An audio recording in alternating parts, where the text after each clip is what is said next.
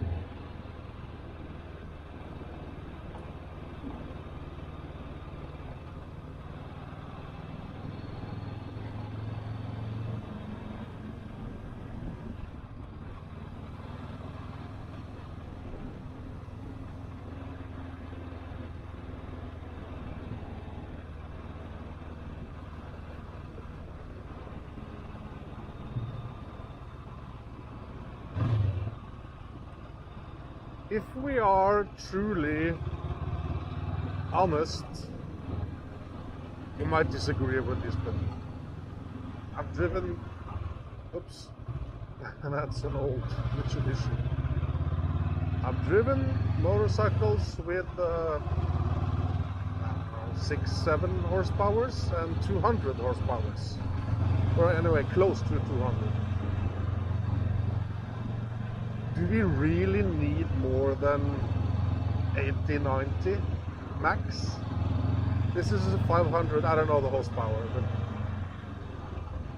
okay, maybe if you're on a highway, on a autobahn for a long time, maybe if you're having a passenger, but generally, isn't the 500 or, 60, 70, 80 horsepower enough to pass cars? And if we're honest, so this horsepower race that the bikes have, I don't think it's the future. We don't need that power.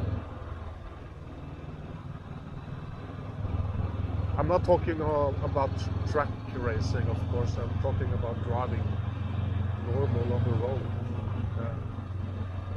I could enjoy this on a moped. It's quite flat. I have done scooters. Well, most of them are 125 cc. They struggle. They struggle on the highway to reach like a 1900. It's kind of exhausting. But this one, no problem. Easy peasy.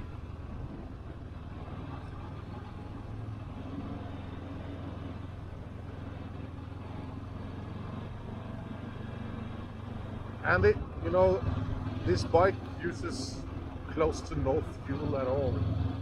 You can just go and go and go and go.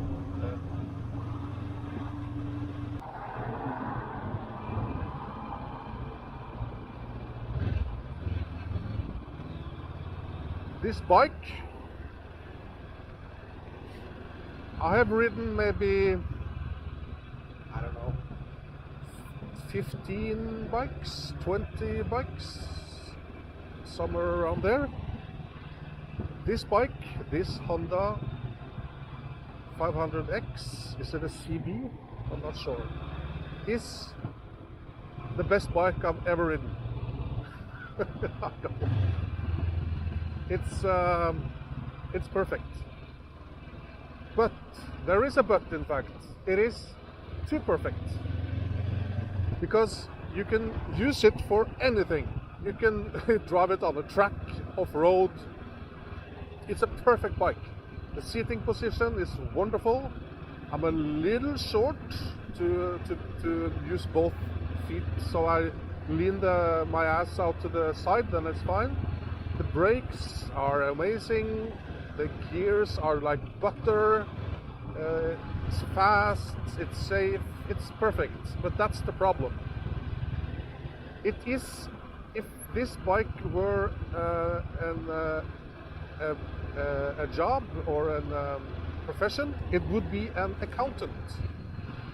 An accountant who has everything in place. There's nothing wrong. You know, it's all very nice and straight and perfect. And that's why it's not perfect, because it's perfect. It lacks personality. And I do think it's a beautiful bike to look at. The design is great, but it's yeah, you get my point. And it's kind of maybe kind of a stupid argument that it's too good.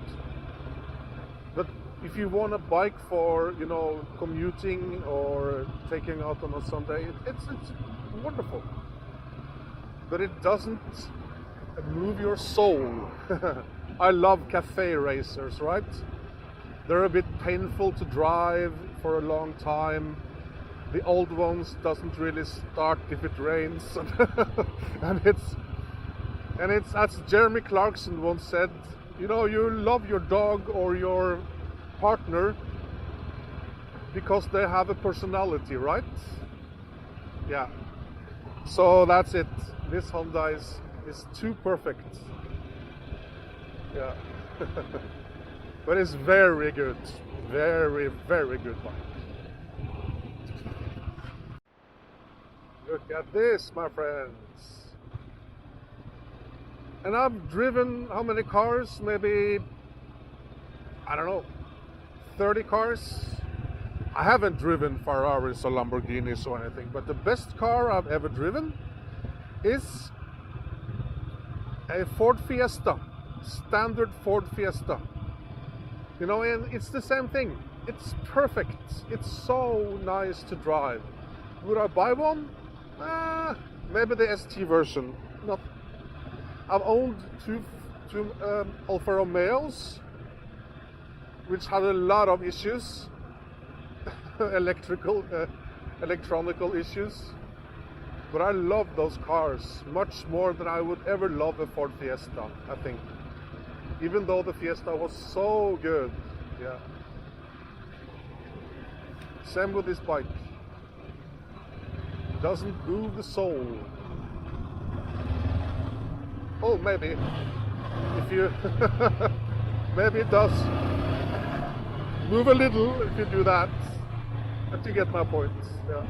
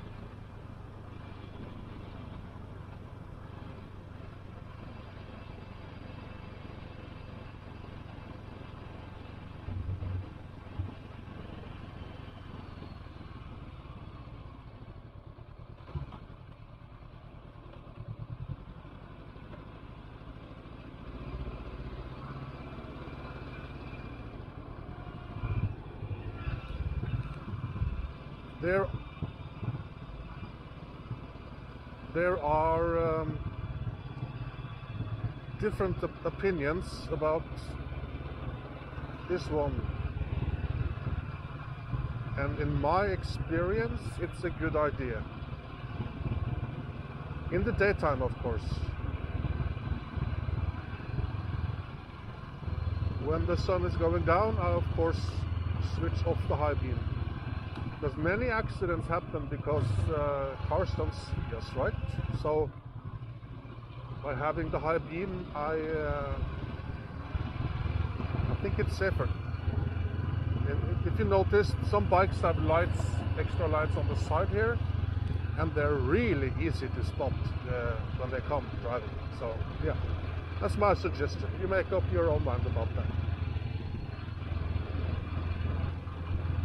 But no cars blink their lights at me during daytime, so it doesn't bother them.